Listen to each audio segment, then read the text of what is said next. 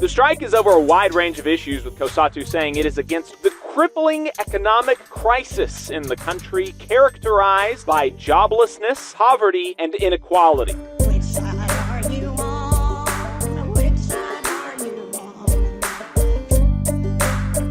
on? We have an international story for you, as we always do. This week, South African unions undertook a huge nationwide general strike last week in what the unions are calling a potential break with the African National Congress, the ANC, the Party of Mandela, which has long had close ties to the coalition of South African trade unions, COSATU.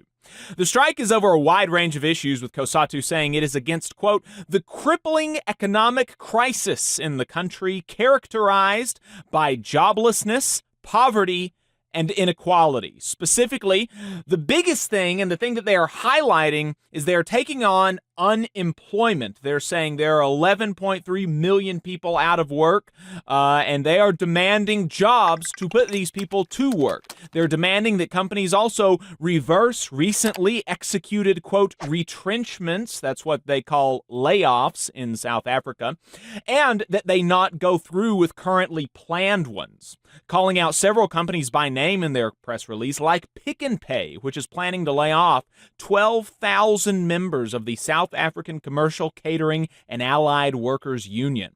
They are also claiming that multiple employers are trying to renege on agreements to raise wages, like the city of Tshwane. Hey, 5 seconds. Just wanted to say that this is only possible because of our donors. If you want to see more of this, then consider donating yourself at tvlr.fm/donate. In their press release, they also take aim at political corruption, saying that not enough politicians are in jail. Hell yeah. They're taking aim at high crime. They're saying that current leaders are not doing enough to address the crime problems in South Africa. They also take aim at the high cost of living and high interest rates, and they're taking aim at sexual harassment in the workplace.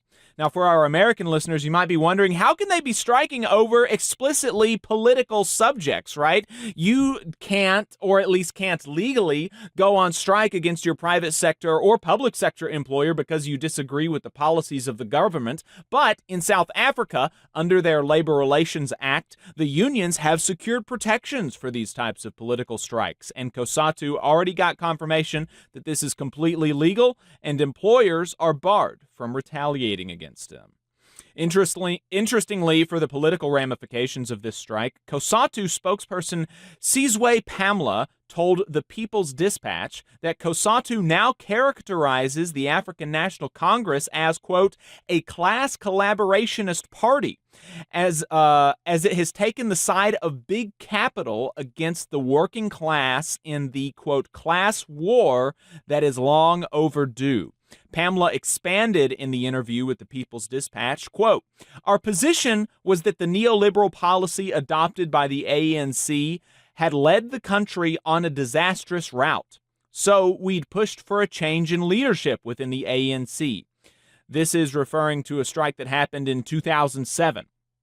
At the time, Pamela said, we had hope that the ANC as an organization could self-correct. What is different this time is the realization that the ANC has betrayed the working class, he added. No longer does the COSATU believe that the central problem is with ANC's leadership. It is, he added, a realization that in the class war that is long overdue, the ANC has taken the side of big capital against the workers. Again, quoting Pamela, we do sympathize with the ANC for being unable to implement radical land reforms, end quote. The People's Dispatch says that the U.S., the World Bank, and the IMF will all impose a cost against such measures, and the ANC's hesitation to face them is something that COSATU has been willing to reconcile with. Going back to Pamela, but consciously reducing the corporate tax while increasing the value-added tax, which burdens the working people, and now blatantly stealing from COVID-19 funds meant to protect the health and livelihood of ordinary South Africans, has pushed COSATU to reconsider its assessment of the ANC. The ruling party has shown itself to be reluctant to even limited measures to protect the workers' basic livelihood without having to pick a fight with international capital or challenging the system. This, for COSATU, demonstrates whose side the ANC is on, a demonstration which has made the differences between COSATU and the ANC, quote, extreme.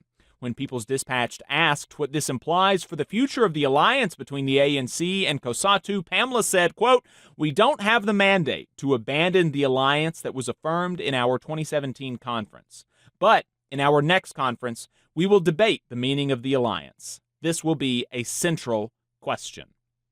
That article with the interview is "What Does South Africa's General Strike Mean for the ANC-COSATU Alliance?" by Pavan Kulkarni.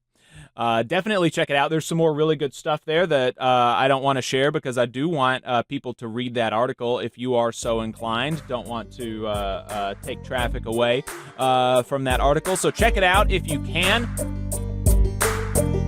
You just saw a clip from the Valley Labor Report. We are live every Saturday morning from 9:30 a.m. till 12:30 p.m. And we pride ourselves on keeping all of our content free to everybody so that we can talk to as many working folks as possible. If you support the work that we're doing, you think that it's important, you think that it's good, then consider making a monthly contribution to the project. And you can do that on our website, tvlr.fm.